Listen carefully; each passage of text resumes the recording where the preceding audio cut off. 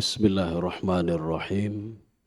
Assalamualaikum warahmatullahi wabarakatuh. Alhamdulillahi rabbil alamin. Wassalatu wassalamu ala ashrafil anbiya'i wal mursalin wa ala alihi wa ashabihi ajma'in. Raditu billahi rabba wa bil islami dina wa bi Muhammadin nabiyya wa rasula. Rabbi shrah li sadri wa yassir li amri wahlul 'uqdatam min lisani yafqahu qawli. Allahumma ja'al jam'ana hadha jam'an marhuma wa tafarruqana min ba'dihi tafarruqan ma'suma. Kaum muslimin dan muslimat sidang jamaah salat duhur yang dirahmati Allah Subhanahu wa taala. Di dalam surah At-Tahrim ayat 6, jadi kita mengambil potongannya saja. Dan kemudian ada 3 poin penting yang bisa kita ambil dari potongan ayat itu. Allah berfirman di dalam surah At-Tahrim ayat 6, potongan ayat 6. A'udzu billahi minasyaitonir rajim. Bismillahirrahmanirrahim. Ya ayyuhalladzina amanu qu anfusakum wa ahlikum nara.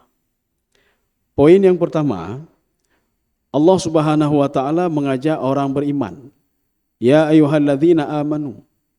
Sekarang barometer iman itu bagaimana? Kita bisa mengenal orang beriman itu bagaimana? Syekh Asy-Syanqiti di dalam kitab beliau Al-Aqaid As-Salafiyah, beliau mengatakan orang beriman itu la budda ayatawaffar thalathata syurut. Harus ada 3 syarat. Kalau enggak dikatakan beriman ya, Pak. Bisa jadi dia munafik, bisa jadi dia masuk ke dalam kategori kufur juhud atau kufur inat ya Pak. Bagaimana beriman itu? Jadi beriman itu ada 3 komponen. Yang pertama at-tasdiqu bil qalbi. Seorang harus yakin kepada Allah Subhanahu wa taala sebagai pemberi rezeki, sebagai yang menghidupkan manusia, yang mematikan manusia, yang memberikan nikmat kepada manusia.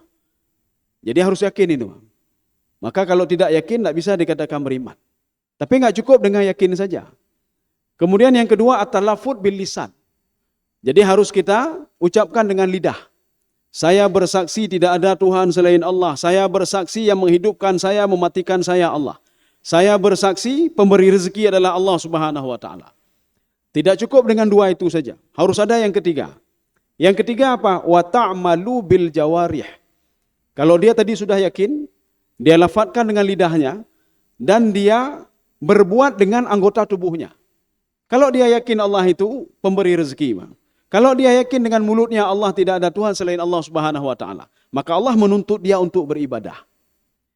Nanti akan bisa ada orang yakin saja, Pak. Dia yakin kepada Allah, dilafadzkan dengan mulutnya, tetapi dia tidak salat. Itu pun sembahyang wajib, Pak. Dia tahu salat itu wajib. Dia tahu zakat itu wajib, tetapi tidak mau berbuat.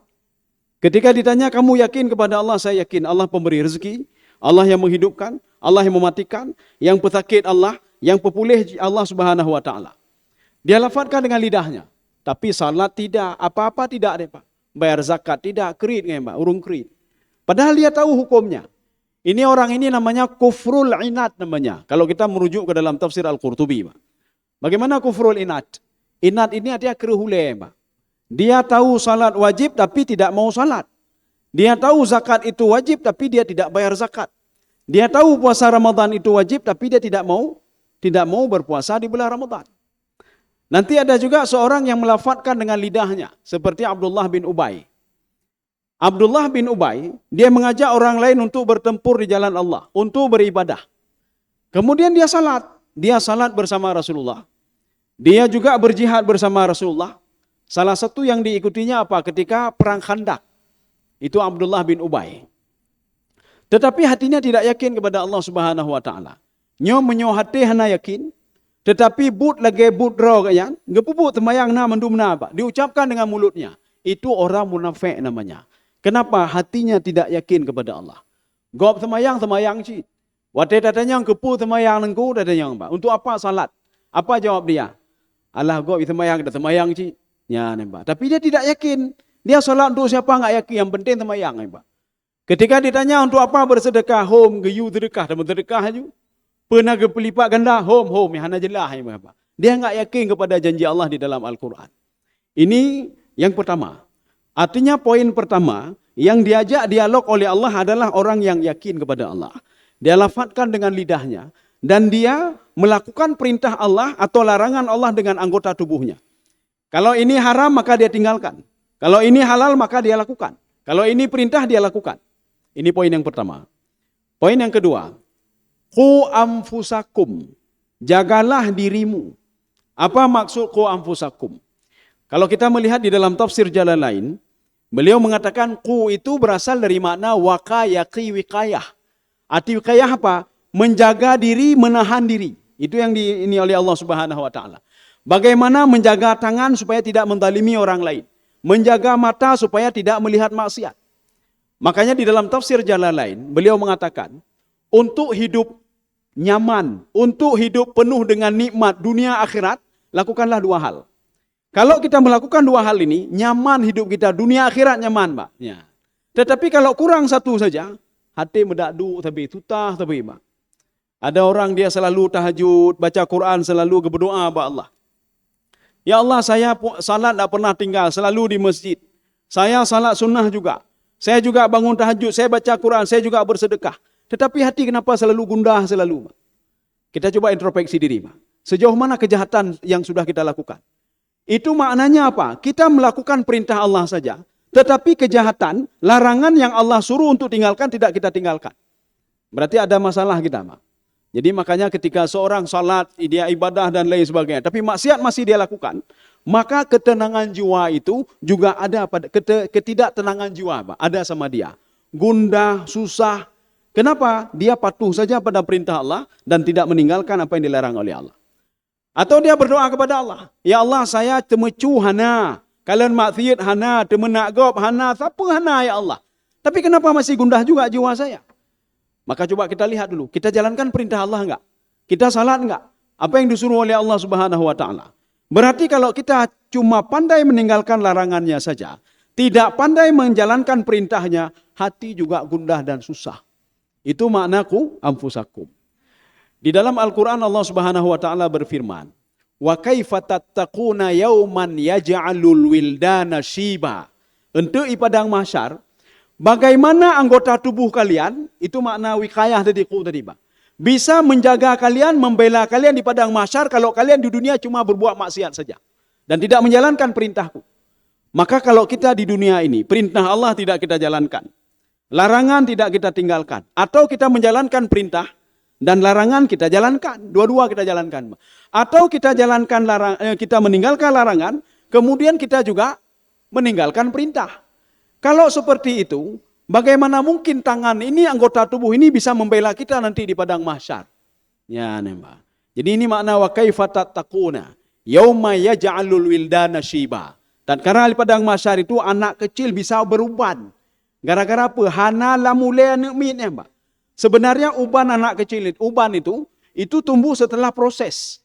Proses dia dari kecil, remaja, dewasa, katuha, baru putih, Pak.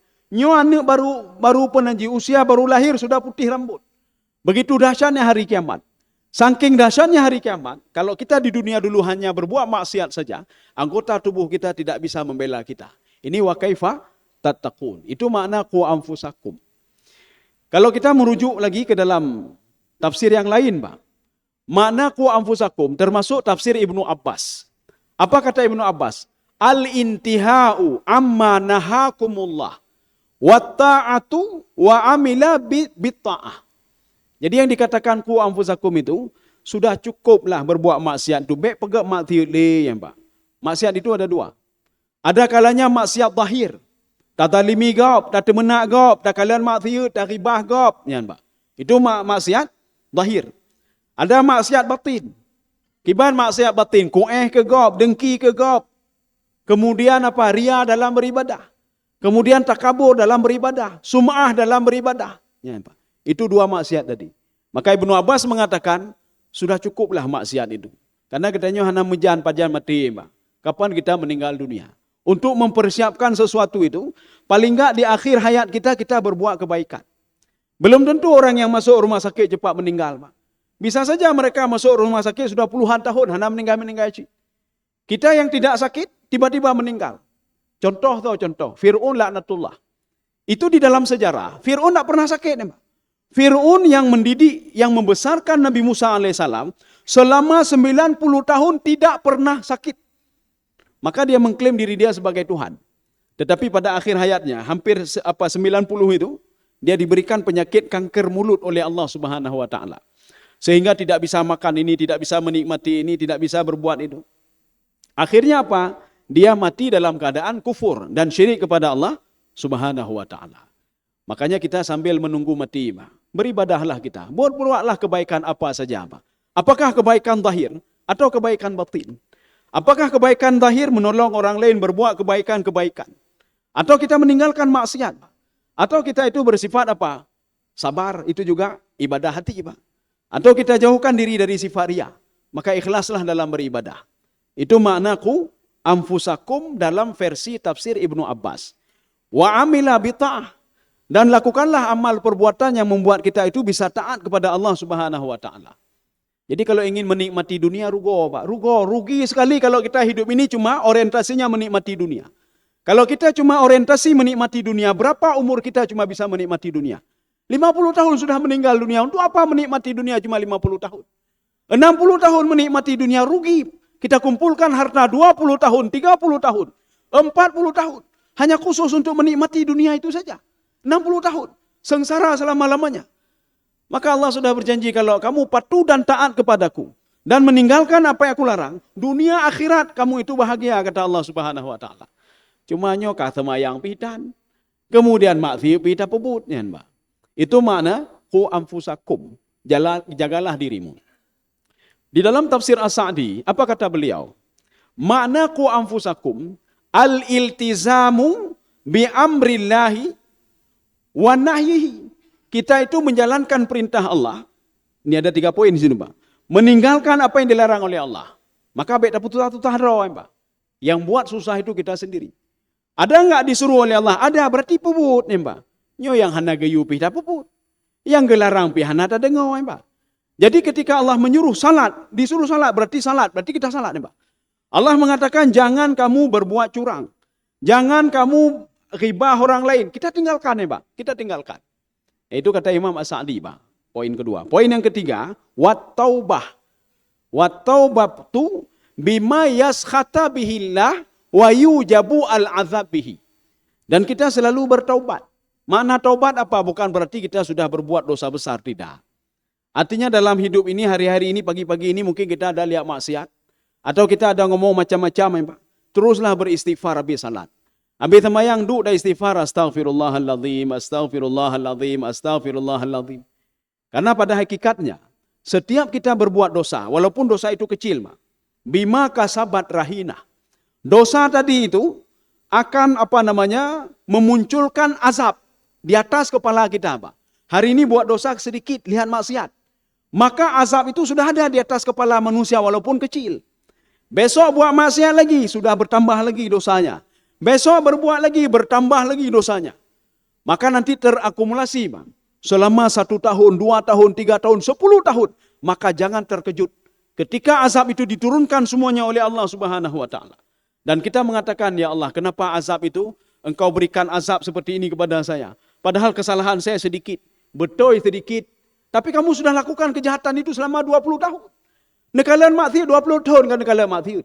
Nuzalimi kau kan 20 tahun kan nuzalimi kau. Makanya selama ini terus beristighfar kepada Allah. Supaya apa? Tadi rahinah tadi itu, jaminan azab tadi makin lama makin berkurang, makin lama makin berkurang. Paling enggak katanya habis temayang lehun, alaikum, astagfirullahaladzim, astagfirullah kan. Dalam sehari paling enggak ada 15 kali kita beristighfar. Paling enggak azab tadi sudah ada 60%, jangan bertambah lagi. Paling enggak berkurang. Dan ini kita harapkan habis semuanya. Ya, Pak. Itu maknaku, ku anfusakum di dalam tafsir As-Sa'di. Ini poin yang kedua. Poin yang ketiga, wa ahlikum nara. Dan kamu tidak hanya menjaga dirimu saja, tapi jagalah keluargamu. Di dalam tafsir Ibnu Jarir, apa kata beliau? Itu ahlikum itu yutlaqu ala azwaj wal aulad. Itu identik dengan apa? Istri-istrimu dan anak-anakmu. Jadi kita tidak hanya menjaga diri saja, Pak. Jaga anak dan jaga isteri. Baiklah leta jaga agak, Pak. Nyo tapi jaga agak, Pak.